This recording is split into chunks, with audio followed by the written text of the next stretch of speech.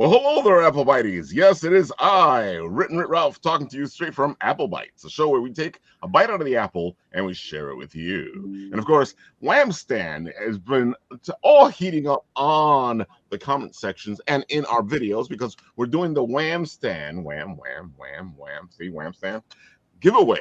And you got to nominate your favorite podcasters, and they get a chance to win this beautiful mic, which of course is. For the wireless mic, you put it in here and it makes you look all professional. Lovely, right? We love Wham Stand here. And of course, during the New York Comic Con, we did a bunch of little commercials for Wham Stand. And folks, you nominators can also win because we're giving the nominators a chance to win as well. Through two circles, and I'm going to roll both of them. And the nominators and the podcasters get a chance to win. And if you do more nominating and more podcasters and more nominators are in there, we'll give away more stuff because I'm dying to give Wham Stam stuff away. So, folks, go check it out. And, of course, right now we got all these people hanging out, checking all the beautiful things right here. There's a plethora of people here hanging out, having fun, and doing a bunch of beautiful things. And we're going to get into it in a minute. Tony, have you recovered from New York Comic Con? Well, I only went 2 days, so yeah, very quickly. Yeah. I went 2 days. I'm probably covered off. I have not recovered from New York Comic Con. Derek, have you recovered from New York Comic Con? I'm still tired. I was there all 4 days. See, Derek got it. Got a couple of massages, trying to relax again. Yeah. Anime NYC is rough. That one I go 4 days. Yeah. That was rough. That one's always tiring too. that does rough. Very fun. Very fun. I was on book tour, so I was in 5 states in 4 days, and so yeah, and one of them was New York, but it was upstate for a joint signing. So yeah, I've been all over the East Coast for things. So I missed a New York Comic Con, but I was there in spirit. So Leanna, they're bringing BookCon back here in New York. Are you going to try to be in it? I hope so. Absolutely. I hope so. They had a booth there at New York Comic Con. I know. So I miss BEA a lot back in the day of Book Expo America being in the Javits, but BookCon was an extension of that. So I'm hoping to get back into that because I miss the energy there. People excited for books. There's nothing better than that. Exactly. Yeah, they had a booth at New York Comic Con. It looked like a small library. It was really cool. Yep, it was great. Yep. Had like booths on the shelves and stuff. It was really nice. We loved it, man. We love BookCon here, and I loved it back then too because it was two different things. It was the distribution publisher side, and then you had the BookCon, which was it was a great show. Yeah, it's the fans, it's the Instagrammers, it's the folks who are out there talking about what books they love, and that's been so helpful for the entire industry. So it's exciting. And of course, there is the queen herself. Yay! The mistress of Ghost, the mistress of Boo. Hello. The ghostess with the mostest. Uh-huh. Ow! He bit me. Oh no! He's already got him there. He's back. Charlie. Oh no! He's back. All right, have a good night, everybody. Terrifying. This moment's Terrifying. He only bites when you're near him, Uh, and he likes to play with sharp. I'm from Boston now. Sharp objects. Right? great. Yeah. Oh my God, he was here last time too. Charlie. All right, Mark, why don't you tell the people all the beautiful stuff? Give them the spiel. The spiel. All right. Well, So-Called Living is this is my third Kickstarter. And but this Kickstarter is going to have it's going to be the final chapters of my story. The whole story runs 8 issues, and the gist of the story is it's about a guy named Jack. He's the guy in the red hoodie back there. He gets turned into a vampire, and then he has to learn to adapt to this new way of living. And keep in mind, this is not like vampires live in the shadows and in secret. This is a world where the extraordinary is ordinary. Your barista could be a werewolf. Your vampire. A vampire could be your cab driver. And everybody knows. Nobody's hiding in secret. They just this world evolved with all these creatures, and us normies this equally. So the world's adapted. So it's a lot of it's a world like ours, except for all the monsters. So when Jack gets turned into a vampire, he needs to kind of learn to adapt to this new way of living. And first problem he comes across is he can't get into his apartment because he's got nobody to invite him in. So he's like a homeless vampire. He doesn't know how to get in. And it's in the beginning, it starts off with like goofy little issues like that, where he wakes up, he walks out into the sun, he catches fire, he tries to, like, the cafe, he orders coffee, he chokes on it, like he can't he's trying to get all these old human normie habits, and he's trying to adapt to being this vampire. But while he's trying to put his life together, he calls on his friends for help. They're idiots, they're like no help at all. So he calls on his friends for help, and while he's trying to get his life together, the mob gets wind of this new baby vampire in town. That's these guys here, actually, that happen to be on screen with their ponytails. They get wind of this new baby vampire in town, and they are very interested, not in a good way. And it's a dark comedy, and it's like Jack, who's their main character, and his friends, think of them as like the cast of Friends, and the mob guys are like the Sopranos. Like, they're very serious. Like, the way I write for them is pretty much like those shows. So it's like the cast of Friends being hunted down by the cast of the Sopranos. So these guys are very serious. They don't necessarily make jokes, and they're very they're very much like taking names and kicking ass, and they're scary. So that's how the story started up, and now we're on like issues 5 through 8. And the book's been doing great, which is excellent. I'm happy to hear. Or happy to see that is doing well and people love it. And we've had all these returning fans, and this Kickstarter is doing well. It actually funded in under 10 minutes, which was awesome. And in this one, you're going to see more of werewolves. You're going to see more. You're going to see a lot more of the dark kind of overriding the humor part of it. And our characters, the characters you've come to know, you're going to see a different side of them. So guys that were like the goofballs might come out being the heroes, and guys who are like the tough guys you'll see a softer side of them. So they're going to be pushed into situations that will force you to see like another side of them, and they're going to get pushed to their limits in these comics. So things are going to get crazy. And if you notice, like, if people new to the series, you see a lot of bunnies. Like in issue 6 there, you see the cover. They're in a grocery store full of bunnies. Love the bunnies. Now, in this world where all these monsters exist, people's primary concern are the bunnies. Because there's this, like, since the very first issue, it's like page 2 or 3, you'll see something in the news on the TV in the background, and it's like there's global bunny crisis that everybody's concerned about. But everybody in the world, like in the comic book, knows about it, but they never come right out and explain what's the deal with the bunnies. So you kind of learn about the bunny issue by just kind of eavesdropping on people's conversations and how they casually talk about the bunnies, but they never really explain it.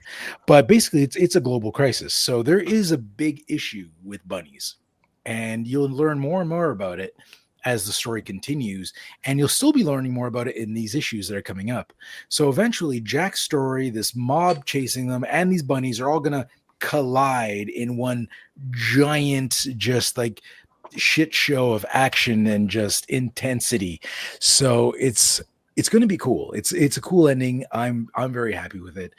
Actually, as you scroll down, when you get to the elite covers, this is just a small, when you see the elite covers, you'll get an idea of what I'm talking about, because there's this double, there's the standard covers. And I just like to point out that you're going to get, these are Canadian prices you're seeing. So it says like $32. You're going to get 4 issues 5 through 8, with their digital counterparts and a collector's box.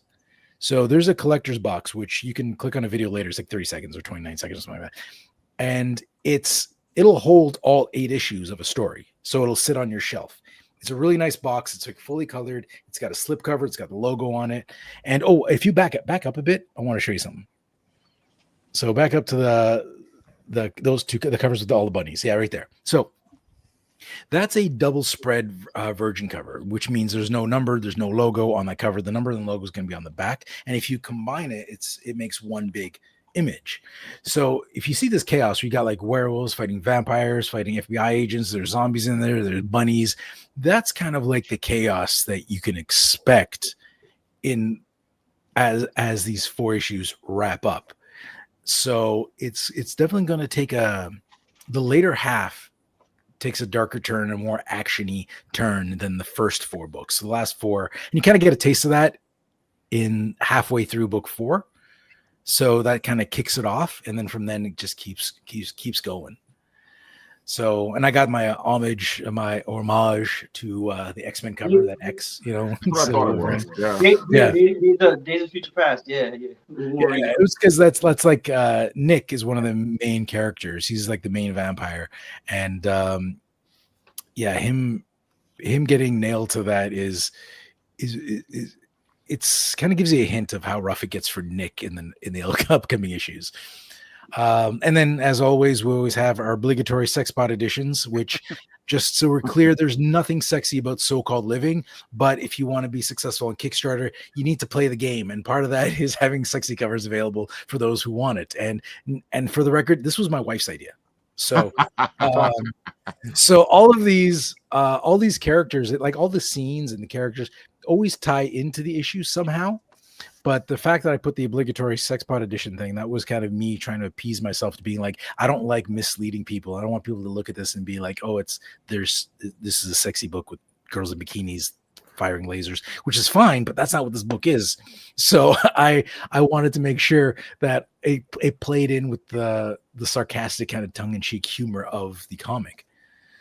So yeah. And yeah, here you got 12 books, which is like $100 Canadian, and all the digital versions. And these are all even the limited edition covers. So in American dollars, I don't know what that works out to. It's probably like $80 something or less. I don't know. I can't see because I'm Canadian. Just that's why I look at the price for Canadian. So I don't see on my end what it's like for you guys, but I know like the 4 covers, like the standard is like $23 or something like that, because somebody else told me. And I was like, that sounds about right. That's pretty crazy. Especially like I get the indie space, and I get like why it's expensive, because it's expensive when you're doing lower run books, right? It's just expensive for indie creators to create comics. So we're basically taking a hit at first. The Kickstarter is kind of help pay us back, and we're hoping to make that money back later, and after Kickstarter sales as well. So we're taking the hit up front to get as many prints as possible to get the cost lower, because it's important to us to get the book out. So, and it's a great book, and I can't emphasize how cool that box is going to be. If anybody's interested, like ever since you told us about the box the first time you were here before you launched the whole thing, I'm like, to get the whole box. if you check, like if you get any of the tiers, you get the collector's box, because I didn't want to leave out people who supported us in the background, right? Nice. So if you get the last 4 books, you get the collector's box. That way, I'm assuming if you got the last 4 books, you have the first 4.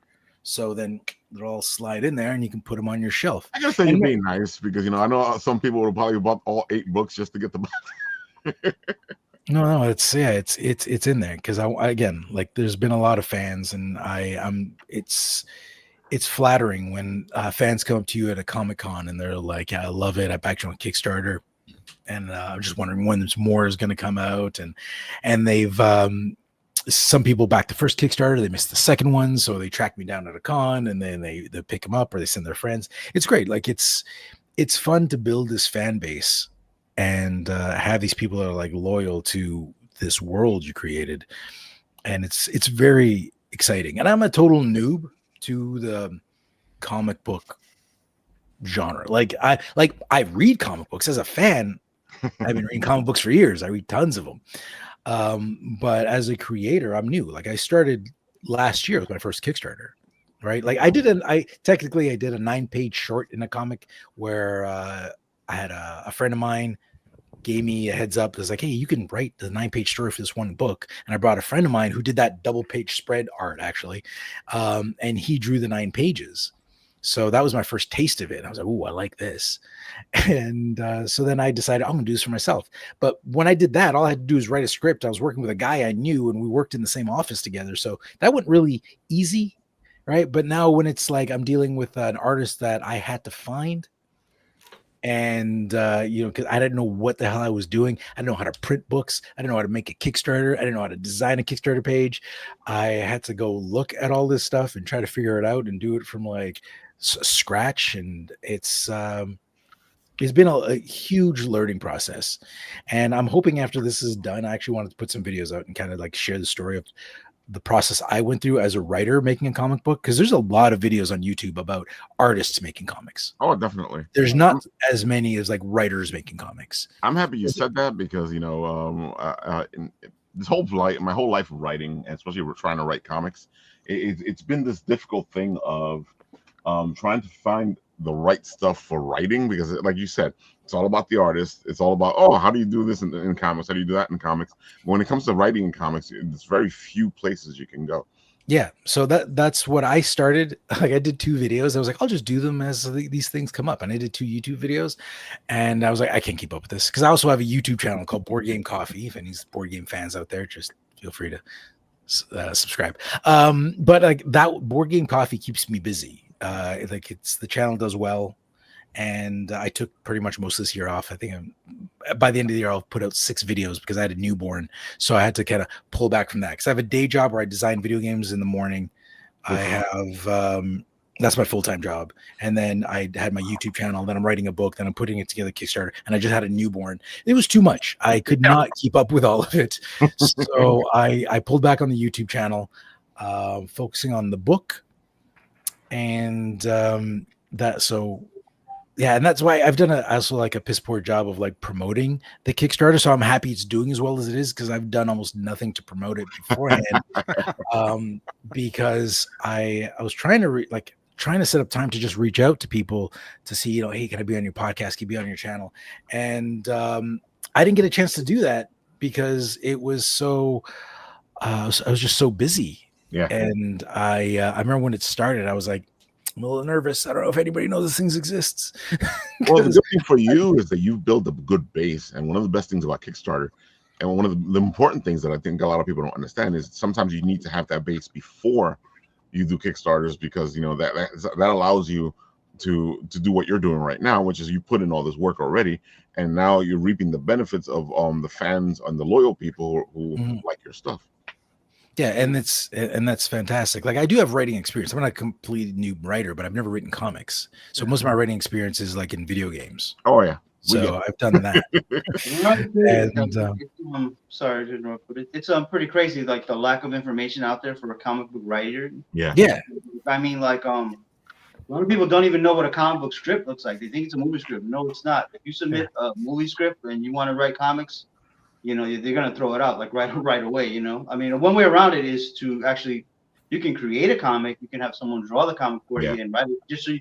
It could be bad or whatever, just so they can see your writing. You can do that. But I mean, seriously, if you submit a movie script, they're gonna throw it out immediately. You have to Google what a comic book script look like. That would be my biggest advice. Just Google one. There's just plenty of them online. Yeah. And there's also a lot to learn of like, how do you write for your artist, right? Because there are artists that just because when I first started it, because I've worked with artists, because a lot of my career has been like an art director in the video game industry. So when I worked with artists, I had different types of artists, and I had some that they just wanted the one-liner. You know what I mean? Like it would be like Superman comes into the office and throws a fit. Like what would that look like, right? Yeah. So and then they're like good to just go off. And I have other writers where when I did that at first, when I was trying to create this comic, the first artist I was working with, that he left it was just too much work. I get it. It was a spare time project. He works full time as an artist. He didn't want to dedicate all his time to a comic book and abandon his wife, just ignore her and draw this. So I was like, no hard feelings. That's all right. You gave it a go. But when I did it for him, it was actually frustrating for him because I just wrote these simple things. And I was like, I thought I was giving you freedom to do what you thought was best to interpret this page. But he's like, I want you to tell me exactly what to do. Yeah. If Superman comes in there and he grabs a desk and he flips it over and throws it through a window and, takes out Perry White in the process, whatever that is, I want you to write that down. If you know what angle you want to do it, if his hair is blowing in a specific way, I want you to tell me. If it's that, if you have a vision, he's like, put it in there. Right. Because he's like, I just want to draw it and try to make what you write as pretty as possible. Right. So I was like, all right. And for Marco Leone is the artist for So-Called Living, great artist. I went that route because, first of all, I don't really know Marco. I met him online, and so the relationship between me and Marco is very much like a work for hire. Like I've gotten close to him, but it's very much like I was looking for an artist to pay to do my artwork. So I was like, okay, if you can do my pages, here's how I want them laid out. Here's blah blah blah, and then he's got obviously his feedback, and we go back and forth. But because English isn't his first language, it's hard for him to pick up the nuances in my script and in my dialogue. And like I might say something in my script and he's got the character's face look like he's raging. I was like, it's not a ragey moment. It's more of a sarcastic, like aloof moment. So I try to explain that to him. And sometimes I'll take a picture of myself doing the pose or find some stock photography. Or I've even used Chat GPT to like, I need someone doing this facial expression. Can you just give that to me? And I'll even describe the person. It's like, okay, my character's got short hair. She looks like this, blah, blah, blah. I need her doing something like this facial expression because I didn't know how to describe it to him because like he doesn't really speak English that well. So I sent it to him. I was like this. He's like, got it. Got it. He's like, great. So that's great. So I've been using AI tools to help communicate with him. It comes down to the relationship you have with the artist. This isn't like what they call it the Marvel way and the DC way. It's not entirely that because each writer, artist, each combination works their own way. But basically the DC way is what they call it. But like I said, DC will use some of the people will do it the Marvel way, some people will do it the DC way. It's just like what they used to call it, at least maybe 10, which way is which? Is the Marvel way the like way, do whatever? DC way is like, hey, the Marvel way is the original every single thing you say. I want a bird's eye view. I want a worm's eye view. You say every single thing that you want. That's a DC script. And if you're submitting a script only, that's what you want to do. If you're just submitting a script, that's what you want to do. You want to do that kind of script. The Marvel way is basically you sit down with the guy, or you have a conversation. Say this happens. You go do it. Go knock yourself out. They do all the stuff. It comes back. You put in all the dialogues. That's so that's what they call Marvel way. So, but it depends. It could be a little bit of both. It just depends on whatever relationship that you have with your artist. I'm flexible, man. If you have a good artist, both whatever. Work. So yeah, it depends on the relationship. Yeah. The artist has to be good though, either way, or has to fit what you're not. I won't say that's the thing. It's not even always necessarily like good art. Yeah, there's like a tone of art that matches your voice, right? Like if you're writing and Marco was perfect for the kind of like sarcastic nature of how my characters talk, and they're kind of a little over the top in the way they act, and so I kind of wanted that Humberto Ramos type of style, and Marco kind of had that, not exactly, but close enough where he had the kind of the exaggerated hands and the poses, right?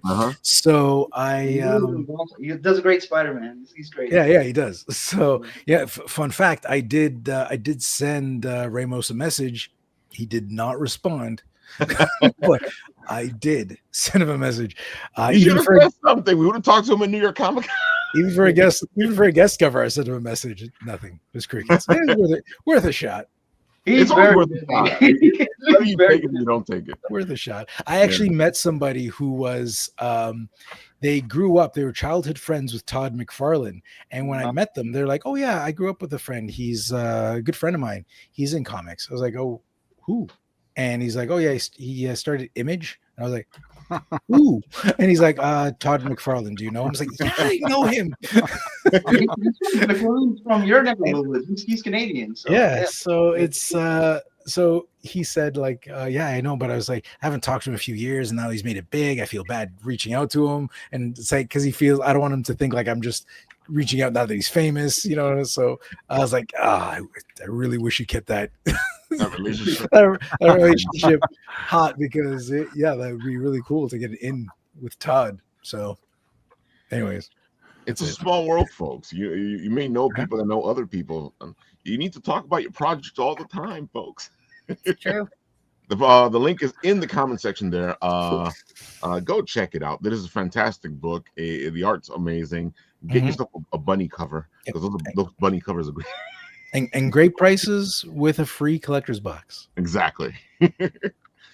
So Grant, you got the other Kickstarter, so why don't we go with you? Go for it. Give them the spiel. Unmute yourself, friend. There we go. Yeah, I'm muted. Sorry about that. So Memoirs of the Morbid, that it is a horror anthology. It's a 4-part horror anthology. It's over 50 pages.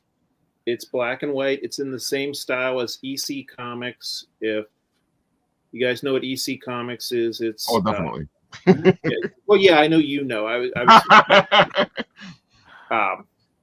EC Comics is like Tales from the Crypt, Creep Show, that sort of thing.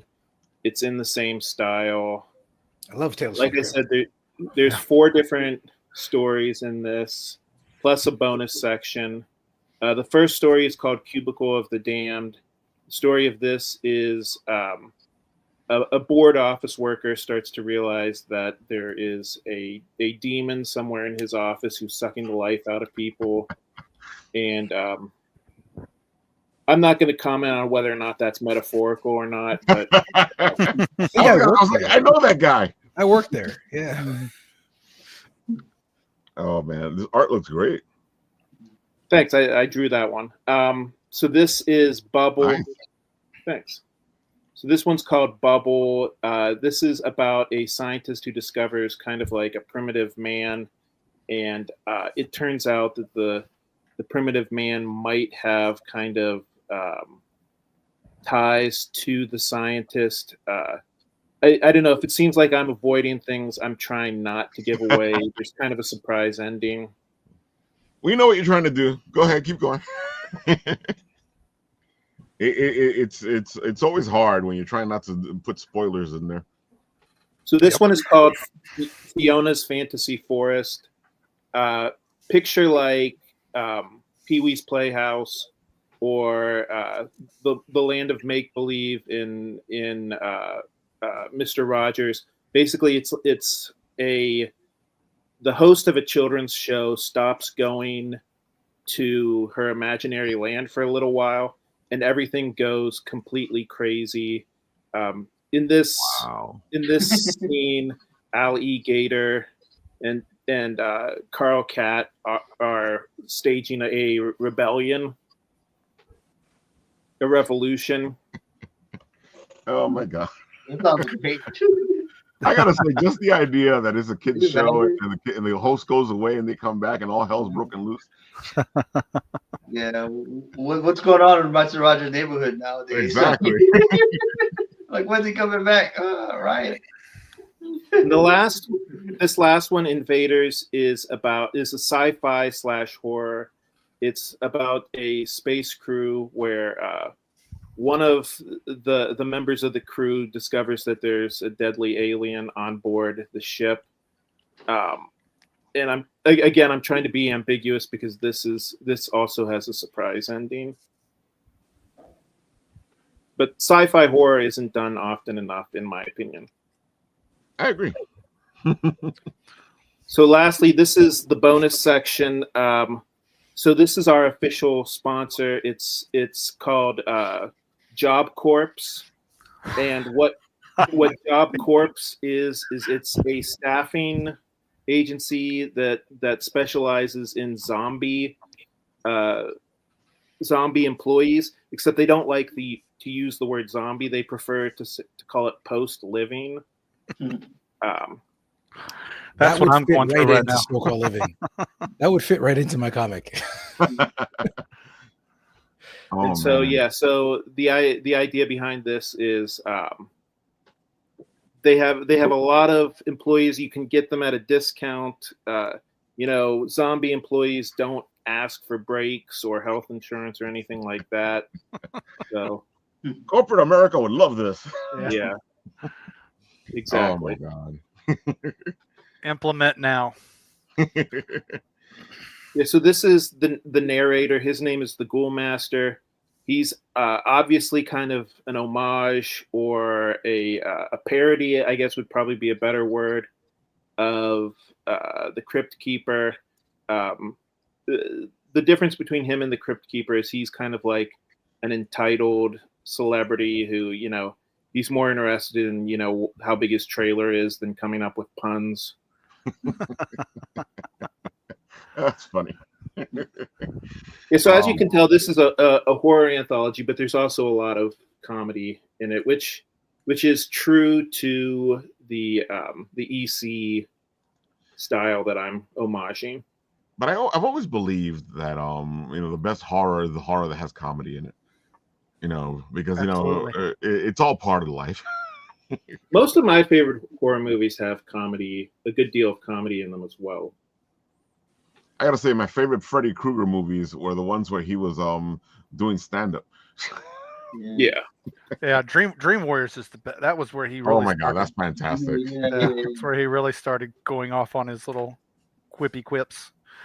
But even like the ones after, I didn't think they were so great. But he was great. It was still still fun to see him. He was always funny. Even no matter how bad the movie was, he was great. And he totally, always come up with like that one perfect line every time. Like Truth, yeah, truth. So we have covers look EC. Thanks. Yeah, that's so fantastic. We have four different covers for each of the different stories. Each one focuses on a different story. That's fantastic. Yeah, that's great, man. It has that EC feel to it. That old comic book feel to it. I think people forget that comics used to be horror first. Yeah, Tales of the Strange and all those. Exactly. Yes, man. They had some superhero stories in that stuff, but it was mainly all that stuff. Yeah, it used to be all horror and westerns, and that changed. Yeah, superheroes became a thing. Yeah. So Grant, what made you go in this direction? Because I think we're used to your other things. Yeah, I mean, I hate to say it. I mean, it might be hurting me from a business standpoint, but I've never been like a guy who believed that you should stick to one genre. I agree. I like all different types of stuff, and like I said, it might be hurting me from a business standpoint. I don't know. I don't know. I like to do a variety of different stuff. I like horror. I don't necessarily like really gruesome horror. I like more like Twilight Zone-ish horror. Yeah, right. I can tell by these books that you're working on now, because it's that same direction. And Twilight Zone as well has comedy aspects into it. It's not always serious. Especially, I love those. Especially the William Shatner episode. I met the Crypt Keeper, like the guy who did the voice for the Crypt Keeper. Super nice guy. I must have talked to him for like 45 minutes. There was nobody lined up for his table. It was like a con years ago.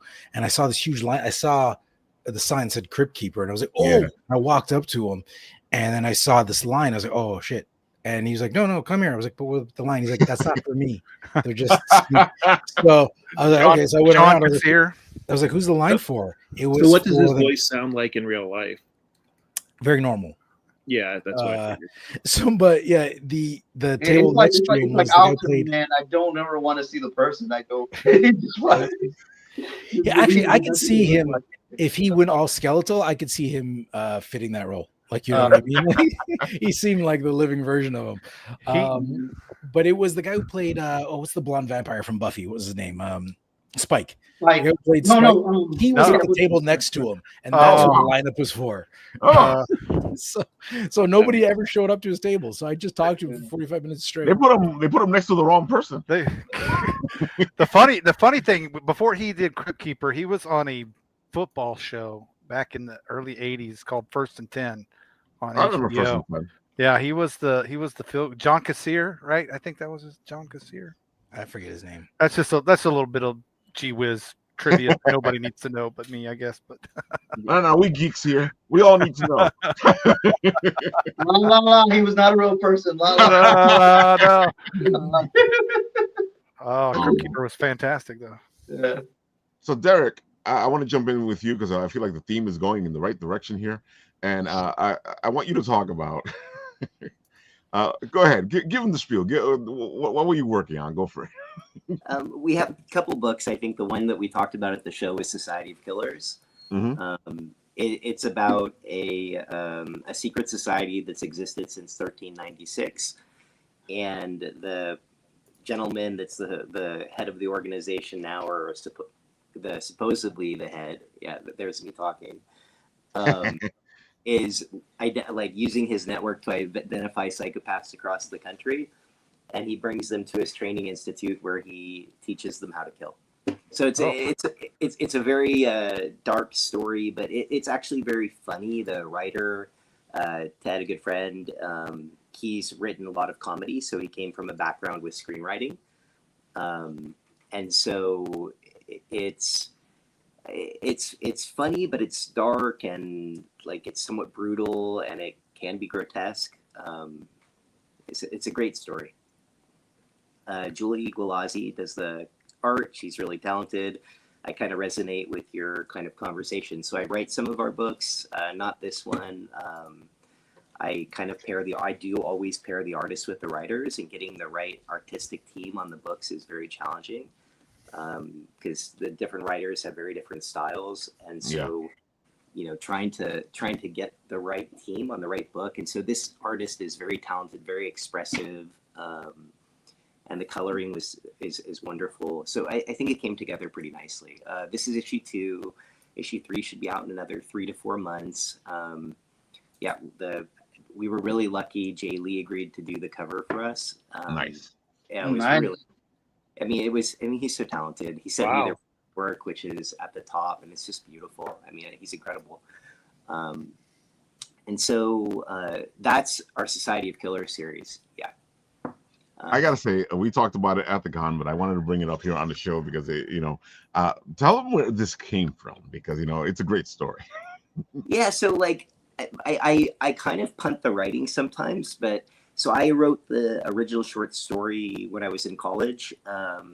It was after we were studying about the Industrial Revolution and kind of Western society. We had been studying like Descartes and Newton and Napoleon, and the history teacher talked about the uniformity of he created a uniform cannonball, which helped him take over Europe because he could kind of advance his armory better with that.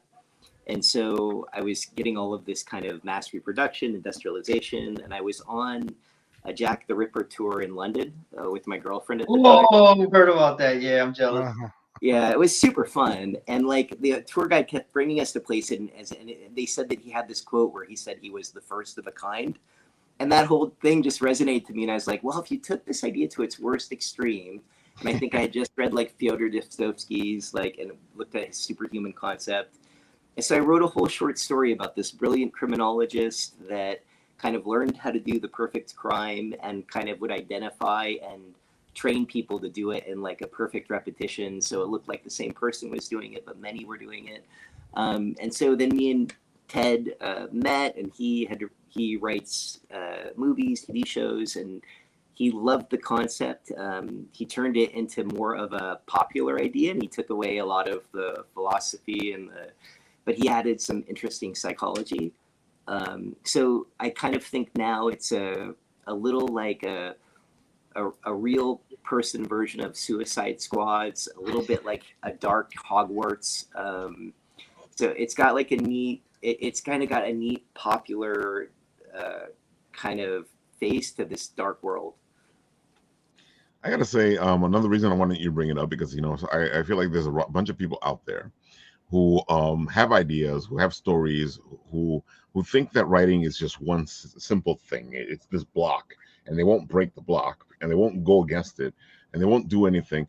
And folks, if you have an idea, you can get together with a friend of yours and work on that idea and make it happen. It doesn't, of course you want to write your own stuff, but at the same time, there's times when we all know that it just can't happen by yourself.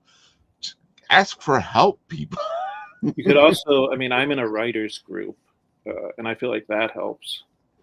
Exactly. I completely agree with you.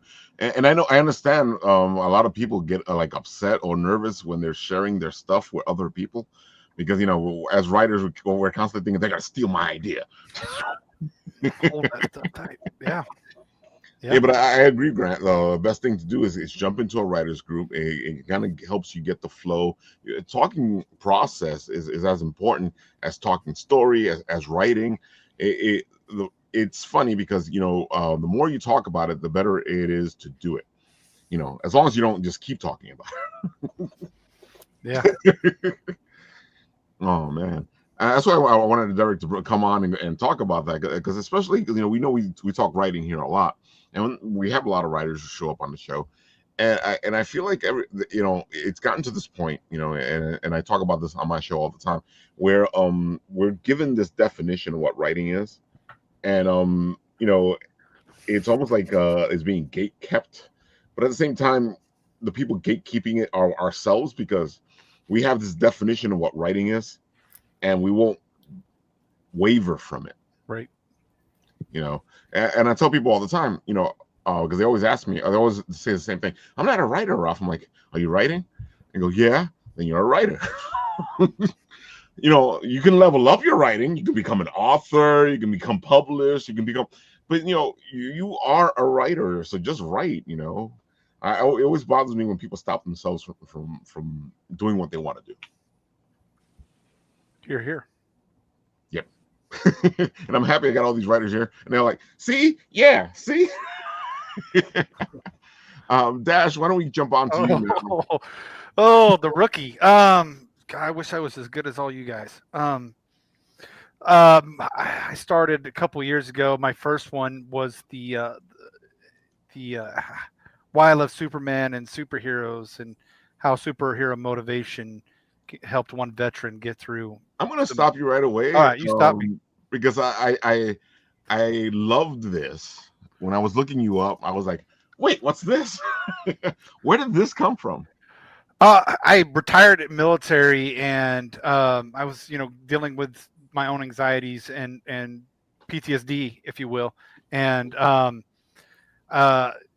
went back to I was working out, and I was doing some things, and I found one way for me to help myself through things was to write a quote. And Superman's my favorite. I love Superman. He has a lot of great quotes, and so I just went into all these quotes, and when people were working out with me, I would put these quotes on the board, and it was kind of to help the workout of the day. And then one day I sat down and I just started writing, and this is not a very long book. It's 56 pages, but it just helped me get through issues that I was going through, as far as life, as far as dealing with retirement and not knowing what I wanted to do. And so I wrote this down and how it applied to my life and my family and my friends. And so that one was where this one came from. And not only did I take from comic book heroes, I took over from true hero, or what I consider true heroes, some of the sports figures that we have in the world. Right. And Stuart Scott from ESPN. I don't know if you guys, he really inspired me on, and just in general with his life and his comments on TV and sports. But he said, you got to live through the dash. And how did you live that dash? You have a born on date and you'll have a death date, but how did you work that dash? Love it. And that's not where my name came from. I was going to say that's a perfect story right there. Yeah, but that's why it did ring true with me. And so that's what that's about. It's just some of the things I went through in life and dealing with anxieties and things. It's funny because you said this, and it goes along with what we were just saying. You actually here's the perfect example. You found a reason to write the book. You found your reason. You found why you should write. And I feel like some people would do what you're doing and then stop themselves, like nobody wants to hear this. Yes, absolutely. And that was even my wife. I just wrote this down. And she goes, "Well, just do it. Just see what happens." Exactly. Even if one person buys it, you did it. You wrote it, and I did. And I just fell in love with writing. So after this book, I went in and started working towards I've got my degree now in English. And nice. and whatnot. So from this one on, I've been working Hopefully next year I will finish my my master's in English. Ooh. So you dove into it, bro. Yeah, I did. I went hard and dang. Well, I want to be able to help other people write. Like you said, it's you know, if it wasn't for the words of my wife, then I don't know if this book would ever be published. But and then that's another thing that drove me was this book. It's not just about anxiety and living with life. It's about going out and living that dash is really what this book is about.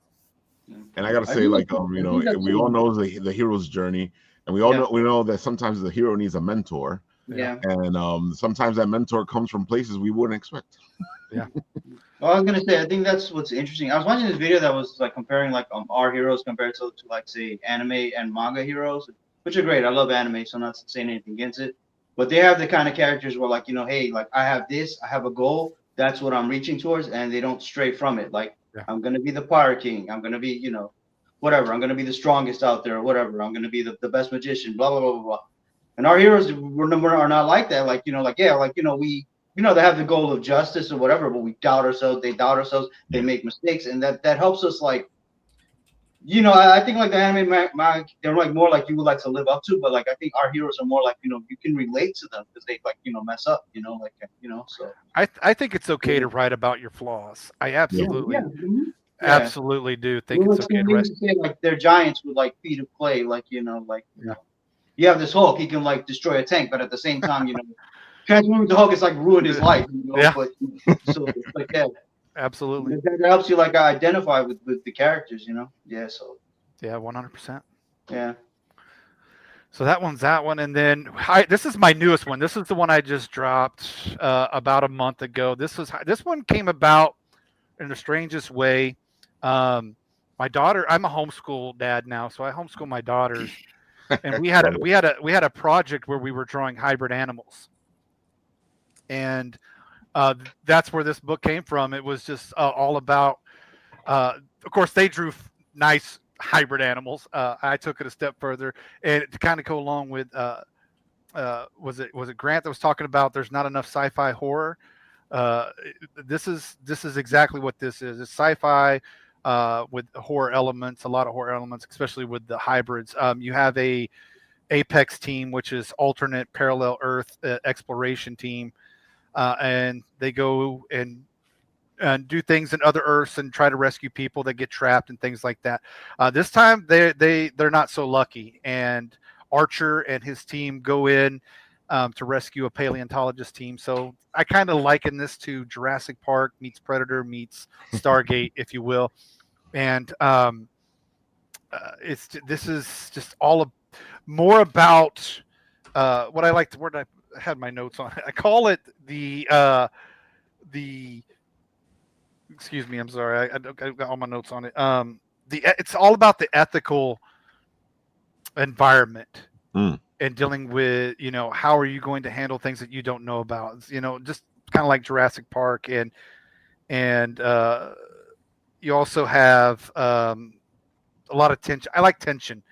When I first did my first draft, I had a couple people look at it, and it was they're like, it's kind of slow, and so I changed it up, and I just drop you right in at the beginning. You're just dropped right into the rescue, and it goes from there. So the pace is quick, and but I love this one. This one is my second fiction, and we'll talk about my first one here in a minute. But I absolutely loved how this one turned out. It has a lot of me in it, if you will, because there is some military aspect to the novel. And Archer is a tragic. I mean, if you look at my outline and character sheet on him, he is a very tragic character. That cover is awesome. Yeah. Is that a gorilla alligator?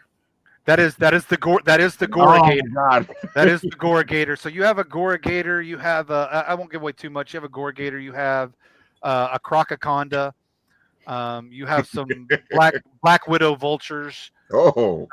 And then you have, of course, my daughter's got one in there. The Horxes, which is a cross between a horse and a fox. So you have that's the nice ones in there. But it's like those memes where it's like I've downloaded the wrong Pokemon. Yeah, so Yeah, it just scared me to think of if there were these creations out there, because there are hybrid animals, the Tygon and things like that. So and the liger, as Napoleon Dynamite would tell you, is bred for its abilities in magic and everything. But this one, it's so good to me, anyways. I don't want to pat myself on the back, but it's a great concept, though, and I love how you're talking about the book, because it's another thing that we don't learn, but you need to be passionate about what you're writing. You need to be passionate about the stuff.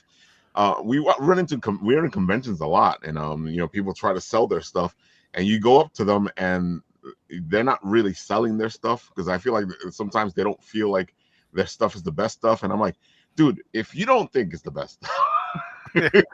I love it. This was, you could tell. I mean, and I did a show on it earlier tonight, and I talked specifically about that. Was that they friends of mine were talking about, and the next one we're going to get ready to talk about, they could see the growth in writing, because I did take my time with this one. I rushed my first fiction, I feel like, but this one I really sat down, took time. I know you're not supposed to put yourself, you're not supposed to insert yourself into your books, but this one, there is a character in there that's definitely me. And like you said, like it's just like we were talking about with my Dungeons and Dragons game, or the game that we played with. I put myself and I really put myself in the characters, in creating their not myself personally, but the way that they interact, and I really worked on my dialogue for this book. That was one thing that I was. So is that you on the cover?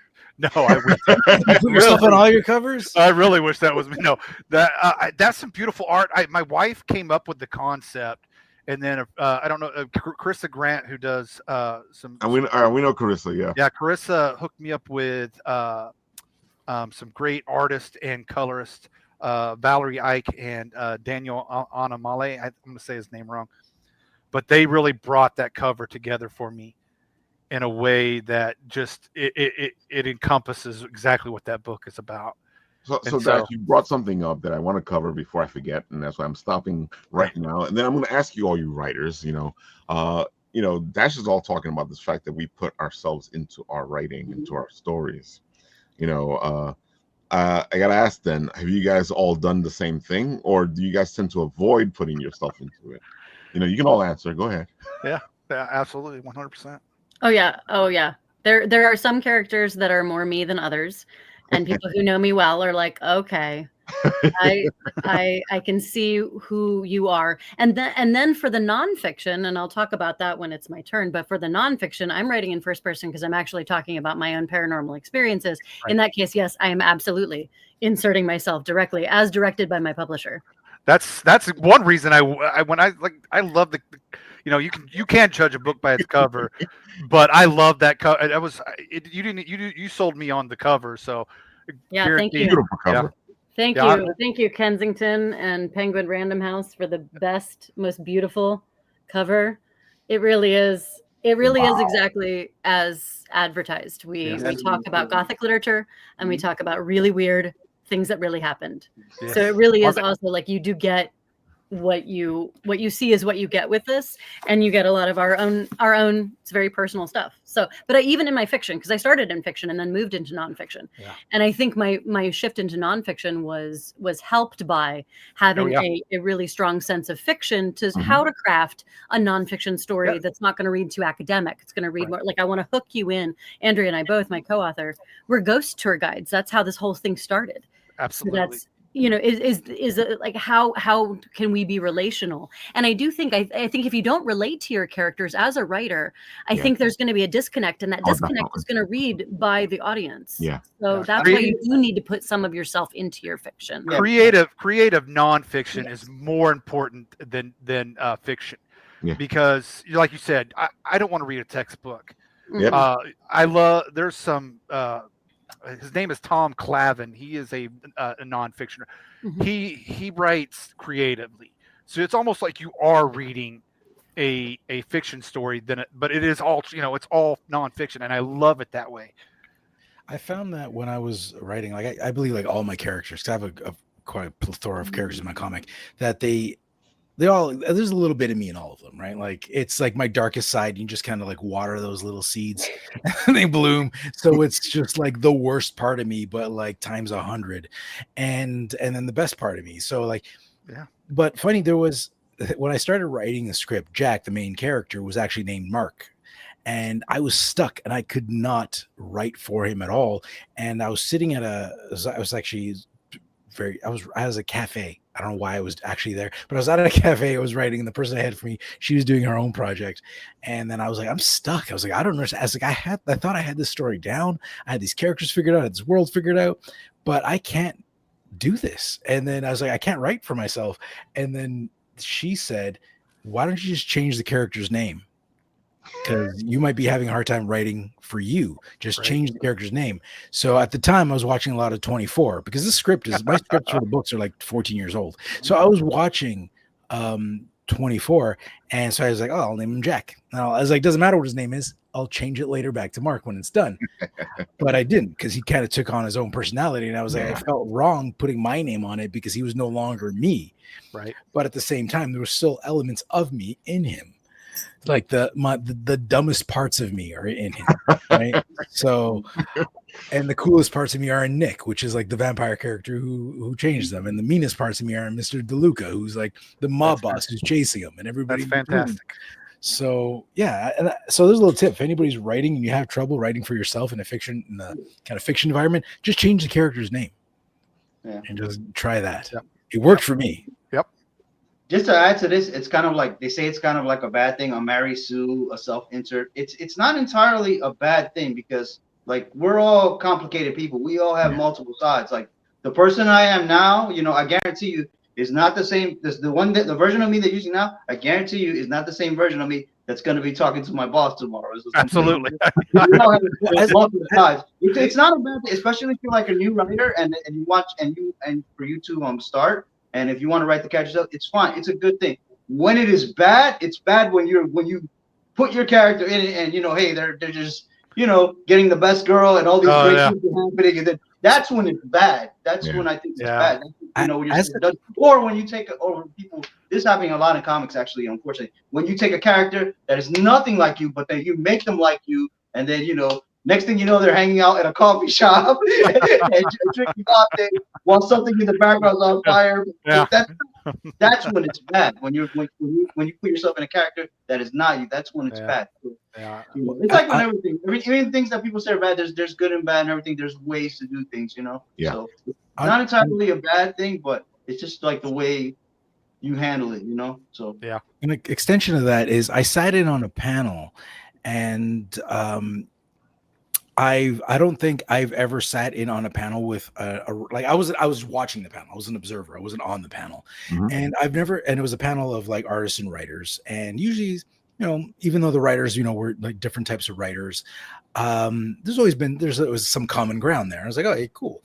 I sat in a panel, and this writer, I've never disagreed with anybody so much in my life, and I was just biting my tongue, because she was like, yeah, I went through a lot of like, she hired a person to make like a sensitivity coach to make sure what she wrote didn't offend anybody, and her characters weren't offensive, and this and that. And I was like, that drives me mental, because I've been in the creative industry, even though not a writer, like as an artist, as an animator, I've been doing it in the video game industry for like 26 years now. And I've worked with artists, and the fact to put artists in a situation where they're not allowed to express themselves creatively because they have to limit themselves to all these rules that are set by somebody else, not to hurt other people's feelings. I don't like that, because of the fact, if you're writing a world, these characters are complicated. Like, our world's complicated. Not everybody fits into your little bowl, in your little pocket, in your little safe space. There are assholes out there. They're just absolutely terrible people. So if you want terrible people in your comic or book or whatever, they're going to do terrible things. So I despise that limitation. And listening to her talk, it sounded like just putting a muzzle on artists and creative thinking, and it was just driving me mental. Yeah. As someone who has hired sensitivity readers, though, for multiple projects, it's not that it's limiting.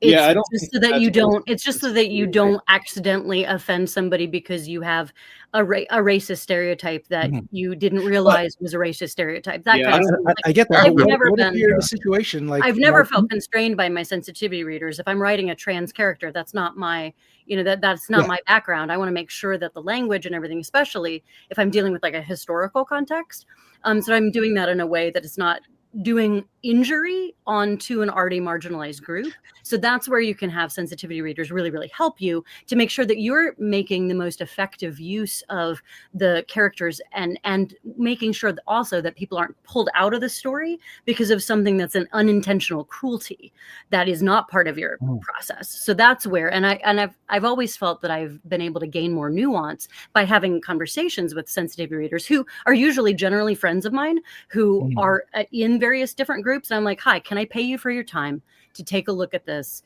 and to tell me what your thoughts are? Because that's also why writers groups can be really helpful too, because we don't exist in a vacuum. And I also want to make sure that the points I'm making are the points I'm trying to make and not unintentionally causing harm along the way. So yeah, I get your perspective, because you're looking at like trying to I'm see if I'm understanding this right. You're trying to basically like convey a message that is not part of like a group that you're like first person in, right? So I get that. From my perspective is like, I look at comic books like The Walking Dead, right? You got a character like Negan. There's nothing sensitive about that character. He's got to be one of the worst people on the planet. And I feel I don't have a Negan in my. Mr. DeLuca is the closest to him, but he's not even close as far as like the way he speaks. But like he's a terrible person. I can't imagine something like that would ever pass by any sort of sensitivity coach. I don't know what the term. I mean, Mark, it's so funny that you say that, because I got to ask that, because I've seen it where I've seen somebody go, yeah, the villain, the bad guy, he's not a good guy, and I'm like, yeah, he's the bad guy. He's not a good guy. And they start trying to break down what the bad guy is. I'm like, dude, it's the bad guy. There's a reason why he's a bad guy. I understand, this might be triggering you, but at the same time, this guy is the bad guy. This guy's the guy that's supposed to be doing this. So, there's times where it gets kind of, and I get where you're coming from, Mark. Sometimes it goes the other way too far. I think where it kind of like the reason I took it so, I guess personally on one level is because like I've had people approach me about a character that's a bad guy, and again, not even close to how bad some characters are in comics, and they've approached me and they saying like, you're like that person, you are that person, that's why. And like, so like if they were racist, you mentioned racist, if they were racist, which nobody in the comic books racist, that's such a statement, bro. They're like, well, the writer's racist because he wrote this racist person. And I was like, that's not me at all. I was like, there are terrible. It's not you. How can you write it? That was the issue I had, and that I guess that was my trigger point. So, I think it's I think it's fine if you're doing something to not offend anybody, but when you do it to the point where it ruins the story you're trying to tell, that you just went over too much. I mean, the best example I can think of was like the last Suicide Game, without just going like way too far to like make a lot of people happy, and it just made nobody happy, So I missed that title. The last what? The Suicide Squad, the last video game, where like a Sweet Baby got involved, and like all of a sudden, men are terrible, women are awesome, like man, Batman bad, Wonder Woman is great, that kind of thing, So it's like I see that you're trying to make a segment of the, you're trying to make well, not even a segment of the game, a segment of the, I don't know, the whole Twitterverse happy, but I mean, that's when it gets a little too much for me, like I've never played the game myself. The reviews were terrible. Yeah, no, it's just I didn't touch that. Well, I mean, for my Colt Windsor book, The Hell Comes to Texas, I did go because I used a word that I wasn't sure, half breed, but it was time, it was okay for the time, so I went through a sensitivity reader, and when we checked it out, I kind of see where both points are going from, but I didn't want to steer us off topic, but this. Well, it's on topic. Oh yeah, I guess. But this was my first fiction, and if you watched Supernatural, this is where this was born from. Supernatural. Dean goes back in time to the Old West and takes on a monster, the Phoenix. And I always wondered, how would that play out? How did the Old West play out with monsters? Back in Supernatural time, in present time, they've got internet and phones, and so I always wonder. And so this was born out of one of my classes, actually. This is Colt Windsor, and his wife is the devil's hunting. I'll give you a little bit, but not too much. But the devil's hunting Colt's soul. He wants Colt's soul because Colt is a pure soul. It's never been tainted, and the devil wants it to taint it. And so he's having to come to grips with. He is a agnostic person. He doesn't believe in heaven or hell. He just is there, and Colt has to come to grips that there really is a heaven and hell. And so you have Supernatural. This is my Western horror love, and my dad was a huge Western fan, so that's where my love for Western comes from. But I always wanted to know how did they know where monsters were without all that stuff, without the internet and the use of cell phones and cars, and they couldn't get from point A to point B in a couple hours. They had to ride horses and figure it all out for themselves. And so this is my first one. The second one of this is coming out in December. So I'm really looking forward to number 2 coming out for this. He's got a long way to go. Colt does. So I'm very proud of all these books, but I stand in awe of all of you creators right here, right now, as we discuss this, because you guys are fantastic. I'll just say that. So Grant, I know you got to go. Answer the question and tell the people one more time about your Kickstarter. Go for it. Yeah, Memoirs of the Morbid. It's 50 plus pages of fun horror, black and white, EC style horror. Most importantly, Yoshi wants you to buy it. That's great. Use the cat. Yoshi's cute. She is cute. There it is, folks. And I put it into the comment section. And then Grant, just answer the question. Because I feel like you've already kind of have, but go for it. I know that you've probably put a lot of yourself into a lot of your characters, so. Yeah, I definitely put a lot of myself into my characters. I think, was it Tony who made the point, like, you have to be like a little bit honest with yourself, not just make yourself the most awesome guy in the world. Yeah.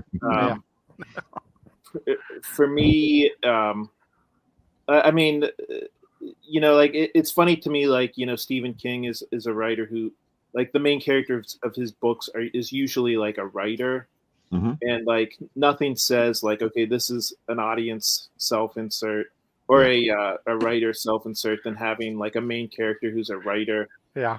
I don't know that you need to go that far, and I think to Mark's point, you don't have to be one-to-one, like, like call the character Mark, in order for it to work. You're going to put yourself into the story. Like, I think stories can be autobiographical without, you actually putting stories from your life into it, True. Yeah. And that's the crafting aspect of it, and as well, and I think people think it's a straight translation, which is I'm happy you said that, Grant. I feel like people think it's a straight translation. You make your life and you put it into the book. No, it's more of I guess a lucid translation. Right. But like, I always think that's weird when people ask songwriters, like, who is this song about? Because I mean, I don't know. I mean, I've been in bands before, and I've written songs, and 90% of the time, I don't know where the lyrics come from. It's just whatever mood I was in that day. It's like, oh, this lyric fits here. Like, and I mean, if I go through, maybe I could use it like a Rorschach test to like be like, oh, well, that's why I was writing about that. But I don't think most songwriters directly. You're probably right. About 90% probably don't write about anybody at all. They're just writing. They're writing. Unless it's Layla, then it's two guys fighting over. It's funny that you say that because there's this whole little example I use because I wrote a story and in the story there's a blue curtain, and somebody read the piece and they're like, "Oh my God, I see what you did with the blue curtain and all the this and that and this, it means this and it means that," and I'm sitting there going, "I like blue." I think that's the best though. Is like when you hand someone a piece of art. I think this is like for artists. Like when like when sometimes people will give someone a drawing and the artists themselves will tear it down when they're looking like, oh, I didn't have a lot of time. Woke up in the morning, oh, this and that. But to that person seeing it, that might not be that. That might be they don't know anything. That might be a great piece of art. Just let them take away what they want to take away from it. That's the subject. Yeah, I mean, art is subjective. So, yeah, to us, it's a blue curtain, but to them, it's the veil of their life. That's why when you're at your table at the con selling, and somebody was like, they compliment you on something you don't like, just shut up. Be like, okay. Yeah, don't argue if they find beauty in your work. Exactly. Just be like, yep, you're right. That's exactly what I was thinking of that day. All right, so Grant, I know your show is coming up and you gotta go. Hold on, Tony. Grant, I know your show you gotta go. Have a great night. Bye, Grant. Thanks, guys. Great having you on, Grant, and come back on. Thank you for letting me on. Anytime, bro. Hey, Leanne, are you doing an audiobook of your book? Ooh. Yes, and I'm so glad that you asked. And it's also Andrea and I are reading the chapters. So my co-author and I, we each we co-authored the book so that we could cover more territory. Because when you're going into real history, it's also with limited time with our other work. We knew going into it.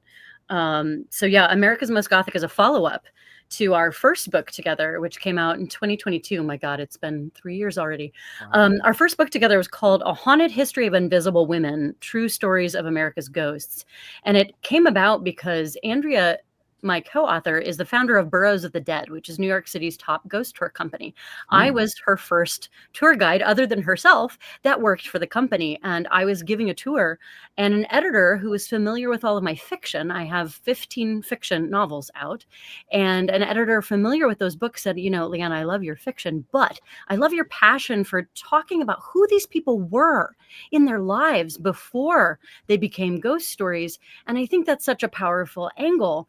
Yeah. And that angle really that I was taking was off of a lot of Andrea and her company's mission with Burrows of the Dead, which is respect for the dead first and foremost, and accurate history. And then you talk about the paranormal angles. So A Haunted History of Invisible Women thankfully did really well. It was nominated for a Bram Stoker Award. And then Kensington, our publisher, Kensington said, okay, what else do you have? And we're like, oh, we have all of these stories we didn't get a chance to cover in the first one. So, and a lot of them factor into the tropes that are also relevant in Gothic literature.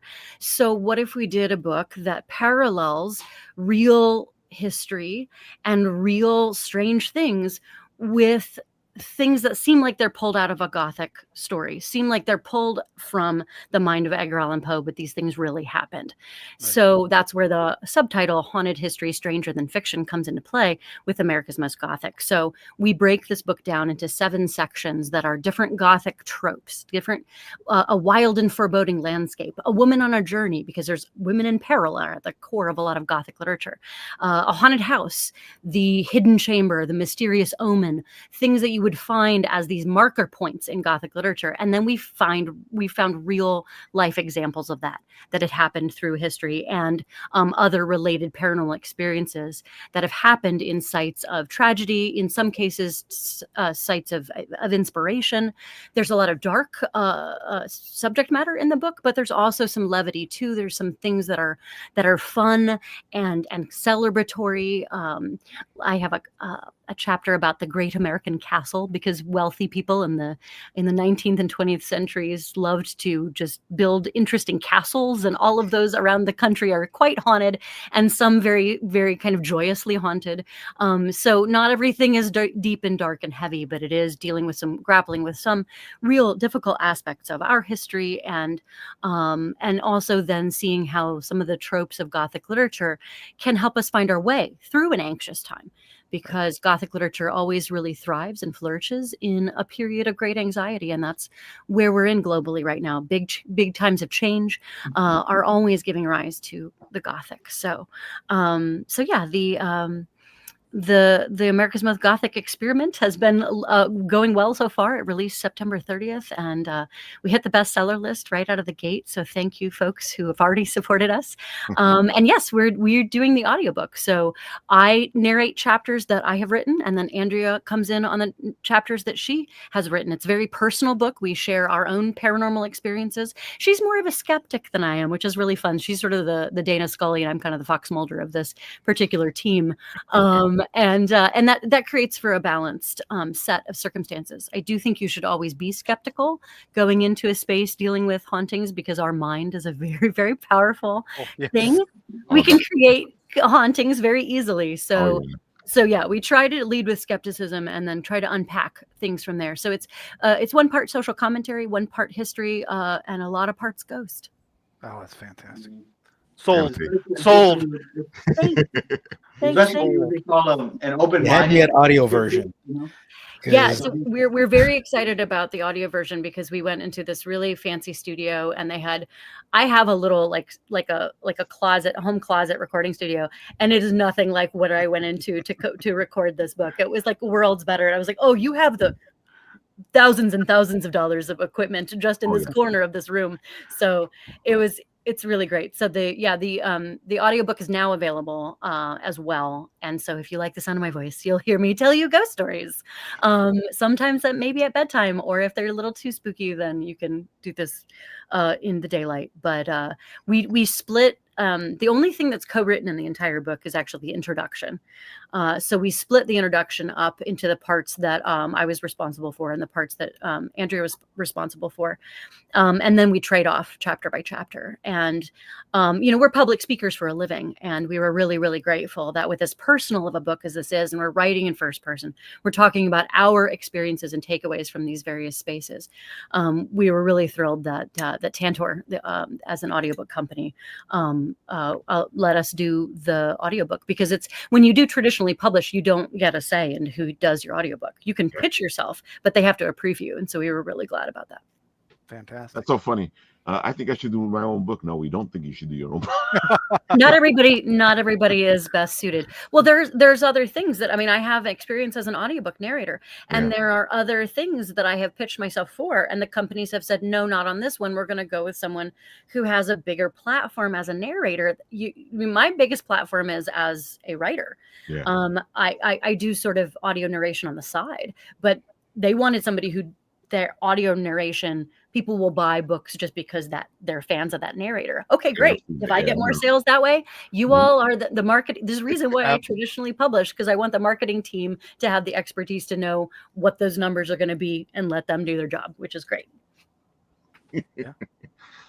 So I'm a huge audiobooks fan myself, because like I'm always doing so much things, and when I'm doing anything like arty, like if I'm not writing, I can't listen to an audiobook while I'm writing. That'll mess me up. But if I'm doing something arty or doing like a level design, then I'm gonna have an audiobook. Or if I'm at the gym or if I'm in the car, I'm always listening to audiobooks. So I'm always kind of like taking that stuff in. That's why I had to ask. I read comics and I listen to audio. Thank you for asking. And I will say, because our book is a nonfiction that has a pretty extensive bibliography, and there's sort of some back matter that has a recommended reading list for writers who are doing really great work in the modern Gothic. If you're interested in that as a reference book, then picking a physical copy will have those resources that are not in the audiobook.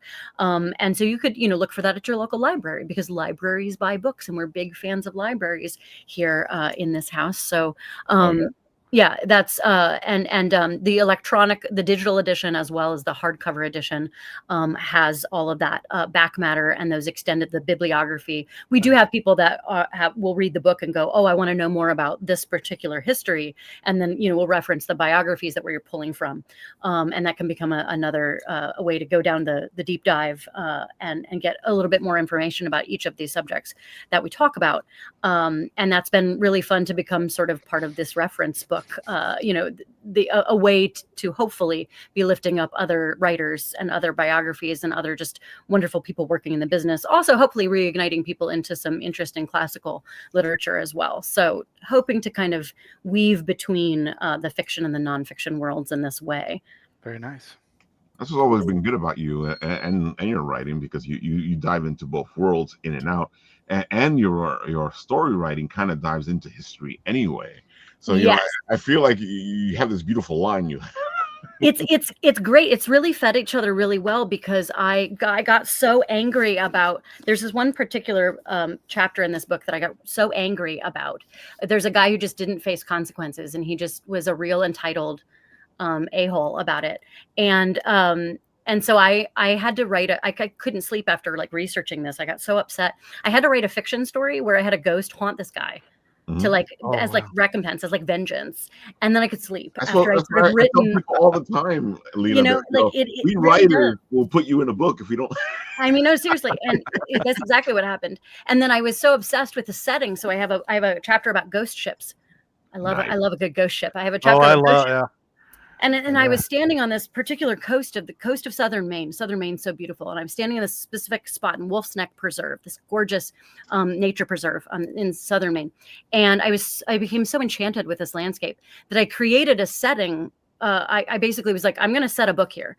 And so I started writing a young adult Gothic set on that coast. And then as I was writing for this, that YA book sold. So now Ravenfield Hall, which is coming out in 2027, has this tie back into this book, because I was researching this and standing on this coast going, I love this and I want to keep writing about it. And so it just fed back into the fiction from the nonfiction. And it's been this wonderful exchange back and forth. That's awesome. I like the ghost mug. Thank you. This is I'm allergic to cats, so I love cats. So this is how I can have a cat. My little ghost mug cat. I am allergic to cats too. So I love animals, but they do not love my respiratory system. So I know at least 3 people who are allergic to cats that own cats. I don't know what's wrong with you.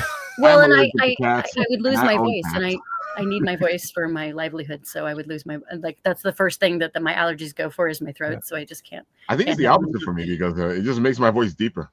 I mean, I guess I wouldn't be allergic to the doll up there, even as terrifying as he is. Speaking of the Queen, I'm excited to hear from the Queen of Darkness, because she's been very quiet, and I'm very excited. But the hypoallergenic, but also horrifying doll there would be an appropriate pet, but I might not be able to sleep at night. Go ahead, Shannon. Tell them all the good stuff. Sorry, I was stuck on mute. They were loud up there, so I wanted to mute so I didn't interrupt anyone. This is Charlie. Who am I?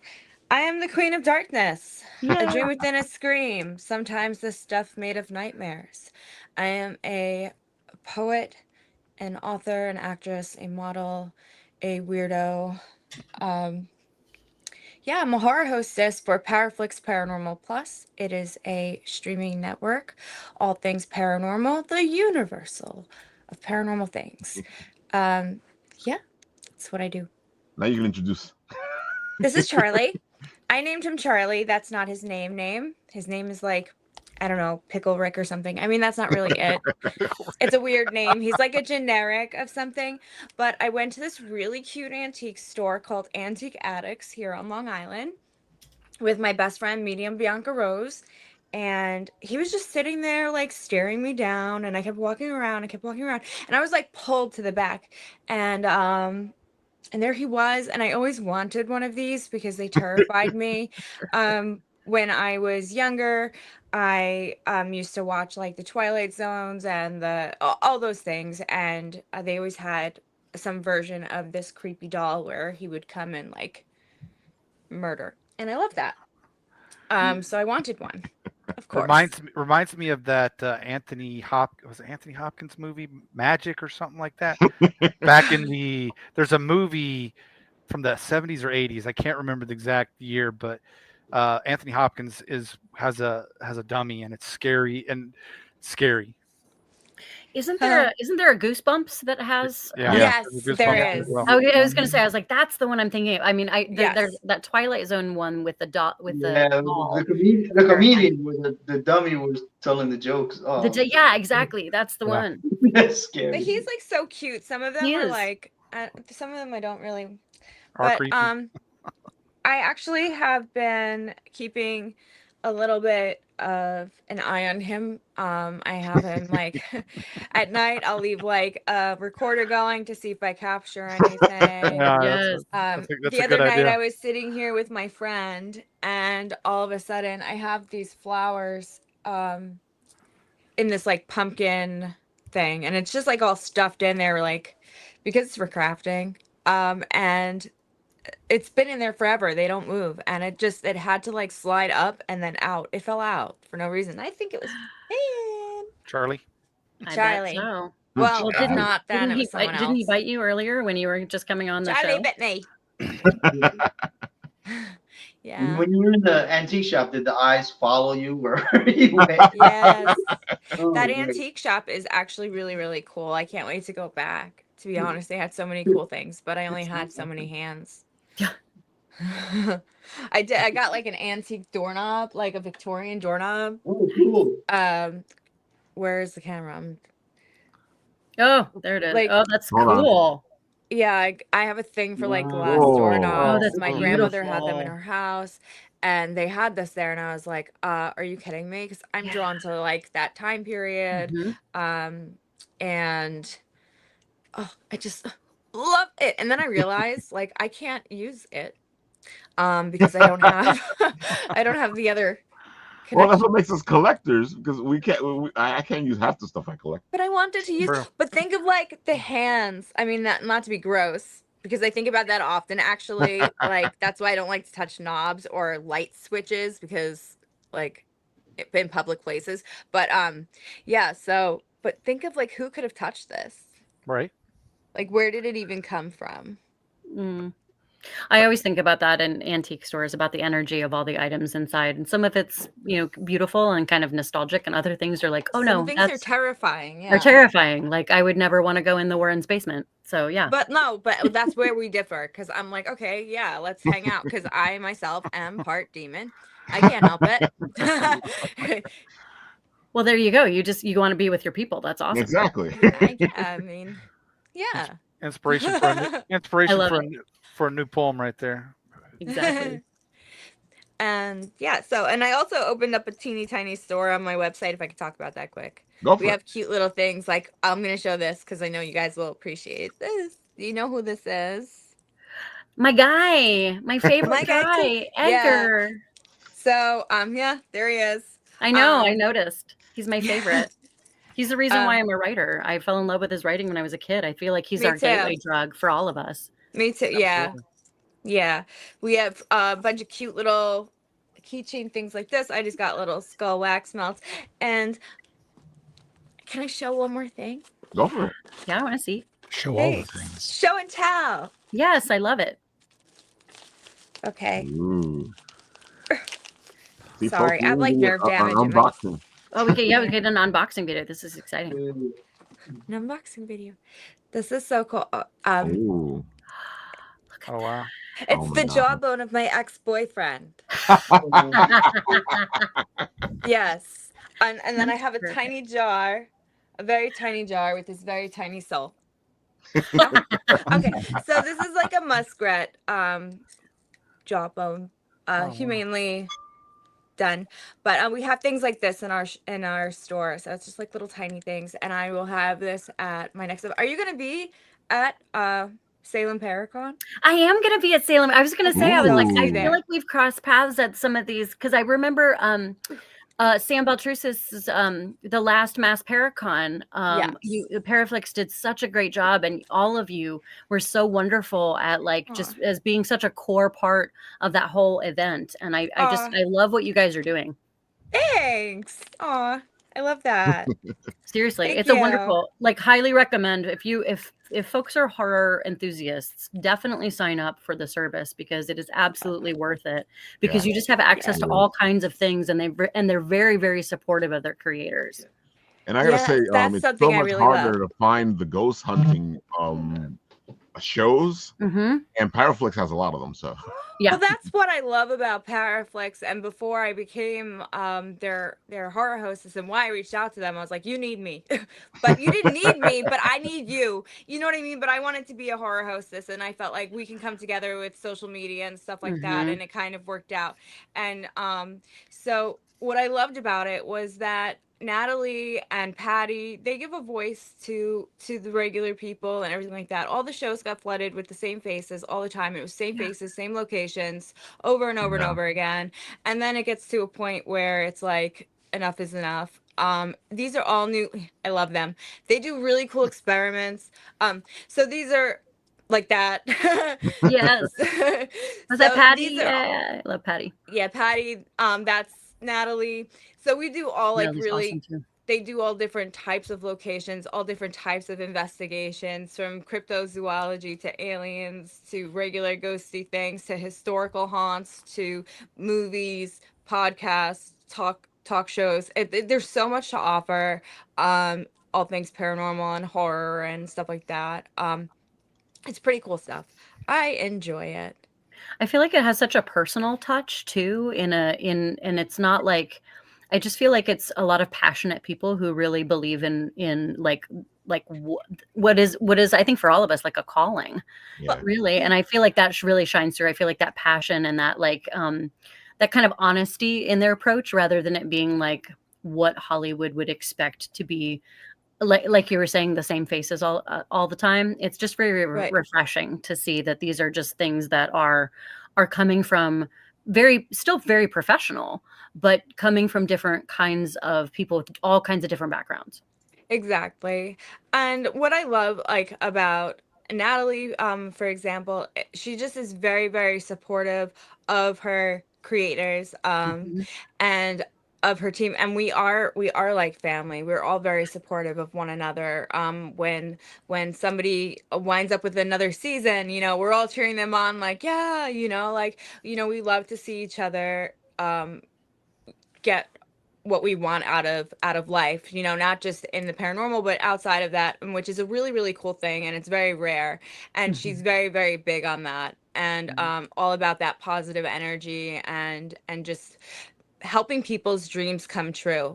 Since I was a little kid, somebody mentioned earlier that they meant the Crypt Keeper. I wanted to tackle your face and beat you up and then bury you in my yard a little bit and then dig you up, resurrect you, and hang out with you and ask you all the questions because I love the Crypt Keeper. I grew up on that stuff. That's who told me bedtime stories. There's a meme that goes around with that. That's literally true. And so when I reached out to her and I talked to her and she's like, well, what do you think you're going to bring? I'm like, well, I feel like I'm a mixture of the Crypt Keeper meets all these different things, and I could be spooky. I could be funny. I could be serious. I could be whatever I have to be for the moment. And she just allows me to just be creative. I don't have any strings. I don't have any restrictions. If there's times where her creators can't pump out that next episode when it's deadline time, it's her theory is, well, I guess that's because that's how it was meant to be. The universe wasn't ready for it to be released yet. So you work on that, and when you feel like it's ready, then it'll be perfect, and I will love to share it when it's ready. Awesome. And that's the kind of people that they are, and that's why I think that they're starting to flourish so much, because they just care about everyone so much. It was a big love spish. It is. But, well, it's just refreshing because the positive energy is real. It's very, very real. I've definitely felt it. And, there's a lot about the industry that can feel really forced and can feel really constrained. And it can also feel very false, but not with this. There's such genuine care that's happening in something. And I feel like that's the cool thing about horror people, is that like they're some of the nicest people on the planet. I think I've said this on here before, and what I find with people who enjoy horror a lot of times are people who have had a lot of trauma. Yeah.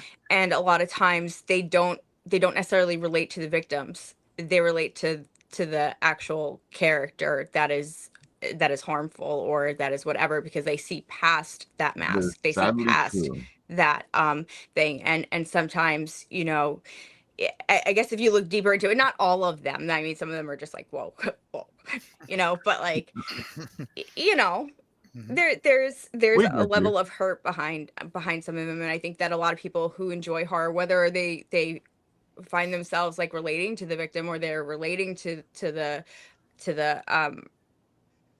bad guy. I don't want to say bad guy, but you know what I mean? Like, I feel like it just comes from a place of almost, it's a comfort. You know what I mean? Because it's relatable. I know it sounds weird. I do think that horror in general and is like cathartic, and I think it's therapeutic, and I think it is like for a lot of people it's helping with processing, and like thinking about Dash talking about like your PTSD stuff, like you are working that through storytelling, and that's the power of storytelling. And this is cross genre. All genres have the capacity for healing. And for growth, and it's I think that is I think some of the earliest things we were doing as a society before, you know, even sort of before language, like in cave painting days, we were trying to tell stories, and I think that's a beautiful thing. And I think I want us to continue to be celebrating that across all of these genres, and also celebrating real human beings making these stories. Well, it's cool with like and you go back and to like a long time ago when they're telling stories. It's cool with stuff like that because it's I'm gonna lose my train of thought, don't mind. Sorry, there's a lot that goes on here. So like there's things making noises and whatever. Okay, so I feel like, you know, the lessons that can be learned through other people's eyes are really cool, and how you interpret those for yourself and what you're going through. It's like you said, it could just be a blue curtain, right? But to somebody else, it's their whole life. It's everything that they've never, like, it just falls in, and everything makes sense in that moment. You know what I mean? And they have that moment of clarity. And I think that's really cool with storytelling, like the lessons. And I'm being a nerd. No, you're spot on. No, you're spot on. I mean, that's the beauty of storytelling, anyways. It's the beauty of expression and like, you know, like we said, it's all about sharing with other people. So I think you're right. You're spot on. Keep sharing. Tony just said his phone died, which is why he's gone. You know, don't worry, Tony. It's okay. We're about to end in a minute. I blame Charlie. Exactly. It's definitely Charlie. All the spooky stuff, man. It's definitely Charlie. Derek, so I'm removing all the dolls from my house. Derek, I'm gonna have you finish up with telling the people where they can find you again. But I don't think I gave you a chance to answer the question about you know, putting pieces of ourselves into our writing. Oh well, I kind of, so when I write, yes, definitely. I actually am personally, I draw a lot more, so my background is in art. And so, like, I kind of like Mark, I have a video game out. I'm also an architect, so I design homes, but I design them from, like, sketching. And so when I write, like, kind of I think about it like portraiture, in that I try to just think about who the character is. And I often will write somebody that I know that I thought was like, I kind of write more about how I think about another person and what they might do, or personal experiences. But on the flip side, because I also like work with a lot of writers, because I publish quite a few stories with different writers. What I will say is I definitely thought what Leanna said was funny, because I find myself, if I give negative criticism to my writers, like I will see a character that is like semi-named after me that I is, or like is extremely obnoxious. So like my writers, I know when they're not happy with me if I That's funny. So that goes back to what I was saying to Leanna. Is, you know, we writers will put you into our books and kill you over and over. One of the characters in one of the other stories I write for them, written by Chris Mosley out of Detroit, he created a character called D+ that has like lots of scars on his face and backwards mathematics, and yeah, I think I earned that one. I love it.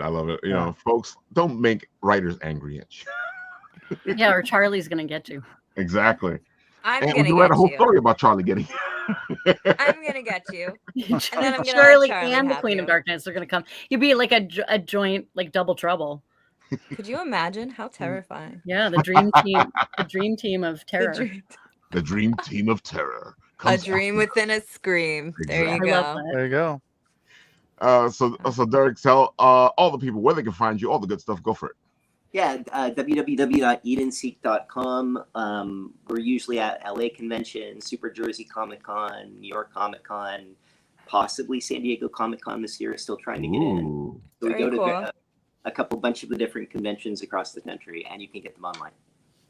Fantastic. Oh, and we're going to be putting our books digitally on, I believe it's called Global Comics with an X. They Global Comics. Them, so a few of our stories will be available on there probably in the next couple weeks. Excellent. Yep. They have folks, go check him out. Great guy, great writing, great team, and he'll definitely be on the show again because he has stuff coming up. Now, Mark, do your thing. Oh, and Global Comics is great, by the way. If anybody's curious, So-Called Living issue 1 you can read for free on Global Comics. So I put that up there. So it's a digital version. But yeah, So-Called Living, it's funded. It'll be going for 23 days left. And if anybody wants to get in on this dark comedy, you can get issues 1 through 8. I got some great packages, and there's a kind of little picture of the collector's box right there in the corner of that image. That's not actually the art that's going to be on the box. I have the artist Marco Leone who illustrates the interiors. He's going to come up with a like an original piece of art that goes there. That was for the purpose of me making a video with a rotating 3D model. I used art that I already had of his and I wrapped it around a box. But yeah, So-Called Living, dark comedy. And we got some great reward pledge tiers. Like I said, for could you scroll down to the standard? I'm curious what it is. I can't remember. It's like $23 American or something like that. And I got to go with the American price. Last time I went down here, they had all the other stuff. Well, that's but you have to scroll on the right panel where it says created by. Oh, you could go here too. Here, look, no. That's the digital. So scroll down one. Let's see. Right here. So what is that? $23 there for $23. Yeah, there it is. 23. Mm-hmm. Yeah. So for $23, you get like the 4 physical copies of issues 5 through 8 and all the digitals, and you get the collector's box. Nice. And then if you head down to, like we have a tier 2 where you can get books 1 through 8 in either the standard covers, the elite covers, or the sexy covers. And you can get the whole collection if you've missed out on anything. And it's, the book's been doing great. Through 8, $46. That's cheap. Yeah, man. $46, 8 books, and all the digitals, and a collector's box. Damn, that's pretty good. It's pretty That's good. Pretty good, man. That's not even $50, folks. So yeah. So if you if you're interested, please check it out. All the support is, like I said, I'm new to the comic book scene, so I'd appreciate. I'm very appreciative of anybody who backs the comic. See you, folks. $46, 8 books. Where can you get that anymore? Especially for indie books, man. It's expensive. Like I know because I did it the first time around. And I was like, all right, I'm gonna change this up so I can lower these prices. I gotta say, I've helped a couple of indie books, and it's not that cheap for 8 books. No, not that. No. No. Yeah. Because typically it's like $10 a book. That's on the lower end too, right? Because they go anywhere from $10 to $15 a floppy. Oh yeah, for indie. Yeah. So. Yeah, usually for about that many books, you get to about 60 to 70, maybe $80, like you were saying earlier. But it wasn't $80. Oh my God, folks, take the deal. Take the deal. Please do. All right, Dash, go for it. Oh, you basically just find me on Facebook pretending to be smart sometimes. But no, you just find me on Facebook, Instagram. That's where I spend most of my days. and then I'm just go out there and purchase those books. All 3 books of his are on Amazon, folks, and I put that link into the comments. So, you know, I aspire to be like you guys someday. So this is my shot right here, and I can't say what a privilege it's been to be with all you guys. Oh, this has been a fun show. You're so kind. Leanna, go for it. Yes. Okay, so America's Most Gothic, Haunted History Stranger Than Fiction. It is available wherever books are sold. The reason why we put the bookshop.org link up is because we love supporting local independent bookstores. And so if you go to bookshop.org and you type in your zip code, it will show you the nearest independent brick and mortar stores near you. So it supports your local economy as well as independent shops. But it is, again, available wherever books are sold. So however you buy the book is wonderful for us. It's a huge help. Also, too, you can ask for it at your local library. Libraries buy books. Libraries support authors. So by all means, ask for it at your local library. We love libraries, and they're a critical part of the publishing ecosystem. So thank you for that. And while you're there, if you're curious about our first book, Haunted History of Invisible Women, both of those are really great October reads, and it can set you up there. You know, there's always a Bookstagram challenge of nonfiction November. So we are nonfiction here at these latest books are both nonfiction. So set you up both for your spooky season and for your nonfiction November reading challenge. And if you look for my name, LeannaReneeHieber.com. On my website is a list of all of my books. All of my books are available wherever books are sold. If they're not on a shelf, you can order them in.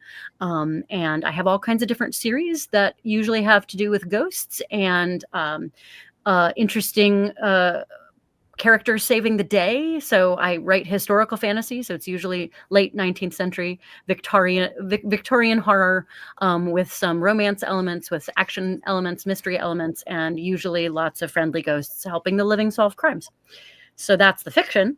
But the nonfiction is definitely where my focus has been lately, because really telling the truth about these historical accounts has been really, really moving for us. It's been it's felt like a real calling, and we get very attached to the subjects that we've written about, and it's been really, really lovely to sort of give voice to some underserved stories in history. Excellent. Gotta say, we've known Leanna now for as long as, I think, before we were bitten Apple TV. I was going to say from the jump. Yeah. I'm so thrilled. I am so thrilled that we've spanned the trajectory here, and only more so. So I'm just thrilled that y'all are still here. I'm going to be still here. We're going to still keep talking about this stuff because it's 10 years. What we're meant for. And a happy 10-year anniversary. I'm so proud of you. Seriously, it's a big deal. And just so you guys know, I'm following each of you on Instagram with 2 accounts. So if you see So-Called Living and Board Game Coffee, those are both me. I came really late to Instagram because I built up my whole stuff on Twitter and then that exploded. So I came really late to Instagram. So I'm trying to catch up. So I will follow you all back. That's what I was doing. If you saw me looking at my phone, it's because I was looking everybody up. Well, I'm doing the same thing. So-Called Living is new for me. And I'm off and on that because Board Game Coffee is my primary socials. So Board Game Coffee, YouTube and Instagram is doing great. But and folks, you got to check out his videos because they're fantastic. Instagram not a whole lot. Well, board games are my fave, so you got me hooked to it. Board Game Coffee, check it out. I will. On YouTube and Insta. And Leanna, I got a friend that's probably going to buy all your books now. Thank you. She loves Victorian stories and Gothic stories and horror, so I got one for you. Yay. Shannon, tell the people where they can find you. And in their nightmares. Find. Yes. In the darkest corners of their minds. I'm they're beautiful on corners. Instagram. Exactly. I'm a dream _ within a scream. On Facebook, Shannon Michele Collins, 1L, the Queen of Darkness. Yeah. And then my website is thedreamwithinascream.com or thequeenofdarkness.com. Awesome. Yeah, folks, go say hi to her. And of course, on Paraflix, you can find her in a bunch of shows, right? A bunch. That's why you guys should subscribe to Paraflix. If you subscribe to Powerflix, you can use my code QOD30 for 30% off your annual subscription. Look at that. We even give you a discount, folks. Yes. Very nice. So what was your personal Insta? You said, because I followed the Paraflix. What was your? Oh, a dream _ within a screen. Gotcha. If you see Board Game Coffee following you, that's me. Okay, I'll block it. No, I'm just kidding. I'll follow everyone back. Oh my God, folks, you can tell this was fun. I already knew it was going to be a long show because it is our spooktacular, and I'm waiting for these shows to all be pretty long. Because I'm trying to bring you as much spectacular stuff as we can. On top of that, we have our 10th anniversary. On top of that, we folks, I'm trying to get together a bunch of us old Apple TV people for a nice October 30th show. Well, will be a nice 10th anniversary show for Bit and Apple TV, where you can actually see Cadma, you can actually see Leslie, people you haven't seen in a while. Cadma, my friend. Exactly. My lovely friend. And of course, this weekend we will be at an Urban Action Showcase, being the camera people for Urban Action Showcase, and Leslie will be the host, seeing all the people coming through the red carpet. Very cool. Oh, nice. So very, very cool. We be busy. Kitty! Yeah, it was funny. I have like an identical looking cat. Yeah. That's so funny.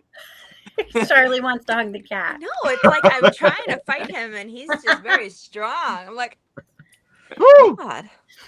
Calm All down, right, Charlie. My kitty. On this show. Wait, something else? No, we're just still talking about the cats. Sorry. Oh, don't worry about it. The show will continue if we talk cats. All right, folks. On this show, when it ends, oh, look at those nails. Oh, yeah. I pressed this button. Where is it? I've lost the button. Where does it end? No one knows. Exactly.